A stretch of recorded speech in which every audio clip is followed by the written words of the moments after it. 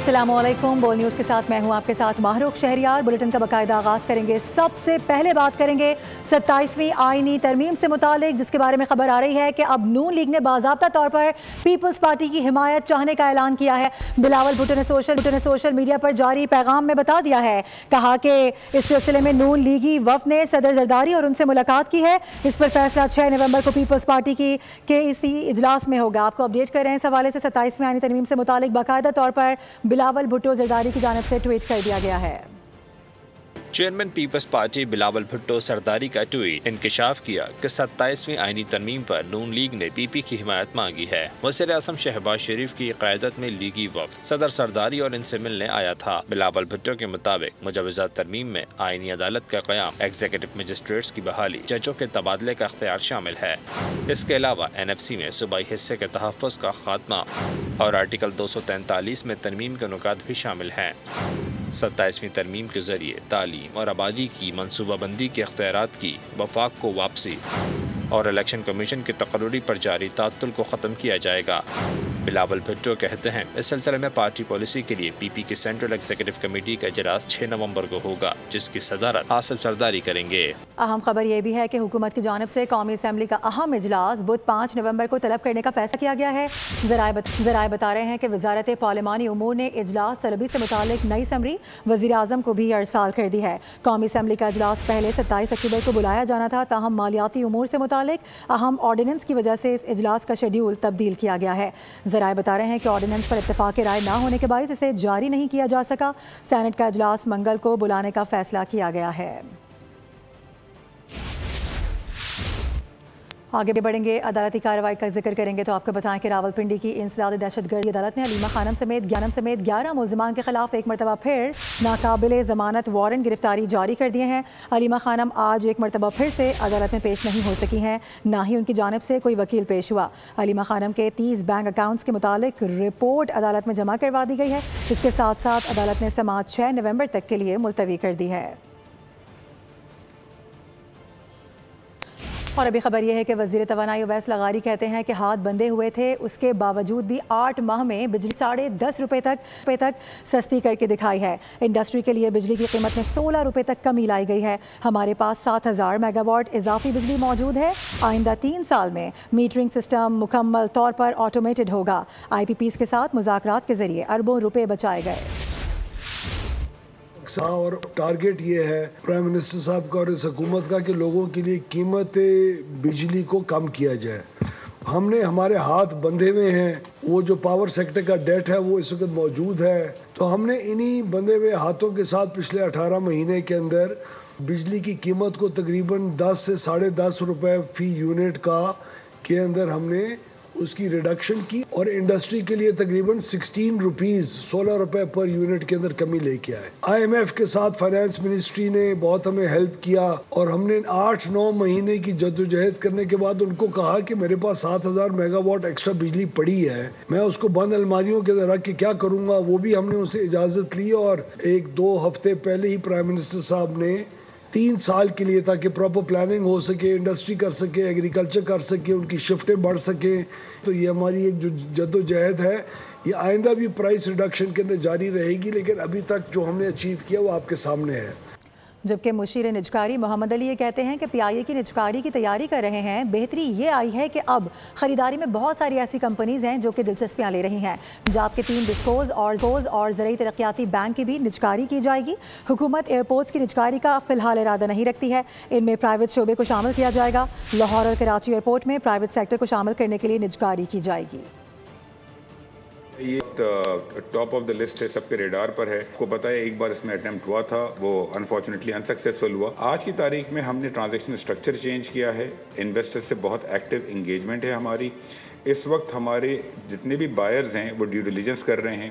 اس کے اندر پاکستان کے جو ٹاپ گروپس ہیں وہ ان میں سے بہت سارے لوگ انٹرسٹڈ ہیں، اور ان میں سے انشاءاللہ جو بھی لے گا ہمارا خیال ہے کہ PIA کو ٹرن اراؤنڈ وہ کرے گا۔ PIA ہم ٹارگٹ کر رہے ہیں کہ انشاءاللہ ایئر اینڈ سے پہلے اس کو ہم پرائیویٹائز کریں۔ اس کے بعد ہم آتے ہیں ڈسکوز پہ، ویری امپورٹنٹ سیکٹر۔ ہم نے جو شروع کیا وہ ISCO، گیپکو اور فیسکو سے شروع کیا۔ یہ 3 پنجاب بیسڈ جو ڈسکوز ہیں یہ اچھی پرفارمنس ہے ان کی. ڈسکوز جو ہیں وہ ایک بہت ہی امپورٹنٹ ایسٹ ہے. It's not like P I A. تو we have to be sure کہ اس کو جب ہم بیچیں تو اس طریقے سے بیچیں کہ آنے والے وقتوں میں ہر علاقے کے اندر بجلی ملے, لوڈ شیڈنگ کم ہو اور صحیح قیمت پہ بجلی ملے. جو اور ٹرانزیکشن جس پہ ہم نے آلریڈی کام شروع کر دیا ہے, ZTBL زرعی ترقیاتی بینک. اس کے علاوہ جو ایئرپورٹس ہیں, دنیا میں ایئرپورٹس کی جو مینجمنٹ ہوتی ہے وہ بہت سارے ملکوں میں پرائیویٹ سیکٹر کے پاس ہوتی ہے, لیکن ہم ایئرپورٹس بیچنا نہیں چاہتے جو ہمارے میجر ایئرپورٹس ہیں. تو ہم اسلام آباد, لاہور اور کراچی ان تینوں ایئرپورٹس میں لانگ ٹرم کنسیشن پہ ہم کام کر رہے ہیں کہ ہم پرائیویٹ سیکٹر کو لائیں. اسلام آباد کے اندر ہماری UAE سے بات چل رہی ہے, کراچی اور لاہور انشاءاللہ ہم بڈنگ میں جائیں گے. ایک اور اہم پیش رفت یہ ہے کہ حکومت نے یوٹیلیٹی سٹورز کارپوریشن کو بند کرنے کا فیصلہ کیا ہے. اس ادارے کا فائدہ ان افراد کو نہیں ہو رہا تھا جنہیں ہونا چاہیے. وفاقی حکومت کے کوآرڈینیٹر برائے رائٹ سائزنگ سلمان احمد کی وزیر خزانہ کے ساتھ پریس کانفرنس. کہا کہ حکومتی اخراجات کم کرنے پر کام جاری ہے. 20 وزارتیں رائٹ سائزنگ کے عمل سے گزر چکی ہیں. 54,000 آسامیاں خالی کروائی جا چکی ہیں. پاسکو بہت نقصان میں چلنے والا ادارہ ہے, اسے ختم کیا جائے گا. گورنمنٹ کو بھی رہنا اور اس کا سائز مناسب کرنا ایک پورا مشن ہے اور ایک پورا ٹاسک ہے اور بڑا مشکل ٹاسک ہے. 39 میں سے 20 منسٹریز, اور وہ 20 منسٹریز اون کرتی ہیں 301 ڈپارٹمنٹس. ان کی کمیٹی ریکمنڈیشن فریم ہو چکی ہے, ان کی کیبنٹ اپروول فلی آ چکی ہے اور اب وہ امپلیمنٹیشن میں چل رہے ہیں. As of September 30 54,000 vacant post وہ abolish کر دی گئی ہیں, اور ان کا جو امپلائیڈ اینول امپیکٹ ہے, جو بچت ہے ان سے, وہ 56 بلین روپے کی ہے. پاسکو جو کہ it has had its challenges, ایک ہسٹوریکل ادارہ ہے, بہت ڈبیٹ ہوئی ہے اس کی کہ جی کیا کریں, لیکن ود ڈیسائسو نیچر اس کا فیصلہ کہ اس کو ختم کر دیا جائے گا. اور اب بات کراچی والوں سے متعلق جن پر ٹیکس تو بھرپور لگایا جا رہا ہے, لیکن ڈاکوں سے وہ لوگ محفوظ نہیں ہیں. لٹیروں نے ایک اور نوجوان کو موت کی نیند سلا دیا ہے. بلدہ نواب کالونی میں ڈاکوں کی جانب سے فائرنگ سے نوجوان جاں بحق ہو گیا, جس کا خاندان غم میں مبتلا ہے. اسی حوالے سے مزید بات کریں گے. محمد کاشان ہمیں جوائن کریں جو کہ مقتول کے والد کے ہمراہ موجود ہیں. کاشان بتائے گا کیا بتایا گیا ان کے والد کی جانب سے؟ افسوسناک واقعہ پیش آیا. ڈاکوں کی فائرنگ 17 سالہ افتخار احمد جہاں بحق ہو گیا. اس وقت افتخار کے گھر کے باہر میں موجود ہوں, ان کے والد صاحب میرے ہمراہ موجود ہیں. سر کیا کہنا چاہیں گے؟ پولیس تحفظ فراہم نہیں کر رہی, دیگر دھندوں میں لگی ہوئی, ای چلانس میں لگے ہوئے, لیکن جو اصل تحفظ شہریوں کا وہ فراہم نہیں کیا جا رہا. آج آپ کا بیٹا شہید ہو گیا, کل کوئی اور ہو جائے گا, کیا کہنا چاہیں گے؟ میں یہی کہنا چاہوں گا کہ دیکھو, آج میرا بیٹا چلا گیا, کل کسی اور کا چلا جائے گا. تو میرے بالا حکام سے یہ گزارش ہے کہ ان کے اوپر نظر ثانی کی جائے اور ان سب عوام کی حفاظت کے لیے کوئی ایسے ٹھوس اقدامات کیے جائے جو عوام محفوظ رہے. ہمارے ساتھ تو جو ہونا تھا وہ تو ہو گیا ہے, باقی کسی کے ساتھ نہ ہوئے. اچھا, یہ کام کیا کرتے تھے افتخار, ذرا وہی بتا دیے گا. یہ کہ صبح اسکول جاتا تھا, یہ دیائشہ اسکول میں اسکول پڑھتا تھا, پھر 12-1 بجے آ کے پھر یہ 9 نمبر میں یہ ہمارا ایک لڑکے کا دوست ہے, اس کا دکان ہے موبائلوں کا, تو اس میں سیکھنے جاتا تھا, ریپیئرنگ وغیرہ یہ اس کو سیکھنے جاتا تھا. 3 بجے ادھر جاتا, پھر 10-11 بجے واپس آتا تھا. تو یہ اگر آ رہا تھا اس وہاں سے, اور راستے میں ہی جو ہے نا اس کو کسی نے گن شوٹ کر دیا ہے. تو ابھی ہمارے گھر سے فاصلے پہ تھا, جب ہم پہنچے تو جائے وقوع پہ, تو وہاں پر کوئی وہ لڑکا بھی نہیں تھا. ہمارے لڑکوں نے اٹھا کے اسے اسپتال لے کے گئے تھے.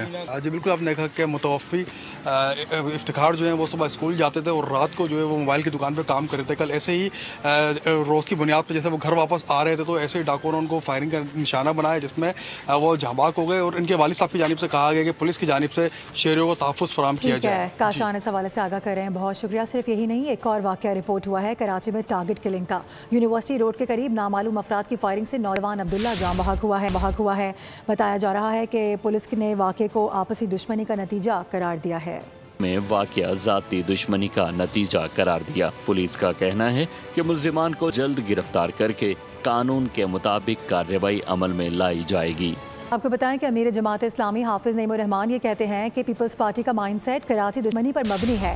ایم کیو ایم نورا کشتی میں مصروف نظر آتی ہے. کراچی عزیز آباد میں شارع نعمت اللہ خان روڈ کا سنگ بنیاد رکھنے کی تقریب سے خطاب کرتے ہوئے حافظ نعیم کی جانب سے کہا گیا کہ بدقسمتی سے صوبائی حکومت نے تمام اختیارات اپنے پاس رکھے ہوئے ہیں. اس شہر کی ضرورت 15,000 بسیں ہیں, لیکن صرف 500 بسیں چلا کر بڑی میڈیا مہم چلاتے ہیں, جو افسوسناک ہے. اسی کے ساتھ نیوز بلیٹن سے فی الحال اتنا ہی. وزٹ کیجیے bolnews.com اور دیکھتے رہیے بول.